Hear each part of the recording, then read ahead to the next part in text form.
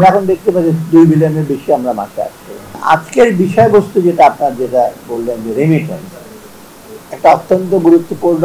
আমি এই জন্য আন্তরিক ধন্যবাদ জানাই আপনাদেরকে এই বিষয়টাতে দৃষ্টিপাত করার।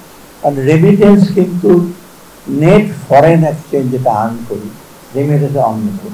অনেকে আরএমজিরা বলে যে তারা নাকি সবচেয়ে বেশি আর্ন করে, কিন্তু আপনি যখন ব্যাক টু ব্যাক এলসিডি যেসব ইম্পোর্ট হয় সে যদি নেট আউট করেন সেটা রেমিটেন্স হলো সবচেয়ে বড়। এবং তাদের প্রতি সরকারের খরচ এখন ন্যূনতম, যা খরচ করে তারা কিন্তু সবাই নিজেকে পারছে না।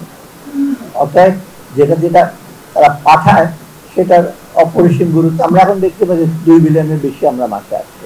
সিল্কোর সিল্ক অ্যান্ড শাইন, যাতে আছে আর্গান অয়েল ও ওট প্রোটিনের গুডনেস, যা আপনার চুলকে রাখে হেলদি অ্যান্ড শাইনি। এবং বছরে এখন মোটামুটি কিন্তু একটু কনফিডেন্স আসছে লোকজনের, এবং হুন্ডির মাধ্যমে না পাঠিয়ে তারা ব্যাংকিং চ্যানেলে পাঠায়। সবই যে ব্যাংকিং চ্যানেলে পাঠায় না, আবার এখানে এগ্রিগেটররা আছে, যার কারণে ওটাতে আর যাচ্ছি না। দুবাই বসে $100 মিলিয়ন কিনে রাখে, তার বিক্রি করে। তা কিন্তু দেশে আসছে, দেশে টাকাটা না আসার একটা দুটা ক্ষতি। একটা হলো এই যে যখন হুন্ডির মাধ্যমে আসে টাকাটা, তখন রিলেটিভলি হুন্ডির লোকেরা চার্জ করে বেশি, আপনার পরিবার হয়তো পায়। আর সবচেয়ে বড় হুন্ডির মধ্যে সব টাকা আসে না, কারণ ওটা বাইরেই থেকে যায়, বহু লোকজন রেখে দেয়, আপনাকে টাকাটা পাঠায়।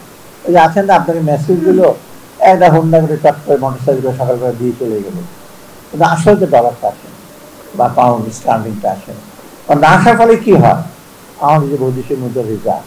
আর আপনারা জানেন যে foreign currency is a backup of our, টাকা ছাপানোর একটা backup, gold, foreign currency, foreign reserve, এইগুলো। তাছাড়া কিন্তু আমাদের ক্যাপাসিটি, অর্থনীতিতে একটা সক্ষমতা, ম্যাক্রো ইকোনমিক যে আপনার ব্যালেন্স, সেটা কিন্তু অনেকটাই কমে যায়। এটা কিছুদিন আগেও দেখতেন কারেন্ট অ্যাকাউন্ট ব্যালেন্স নেগেটিভ ছিল, ফাইন্যান্সিয়াল অ্যাকাউন্ট নেগেটিভ। আর হুন্ডি এবং আমাদের রপ্তানিগুলো বেড়েছে, আমদানিও কিন্তু বেড়েছে।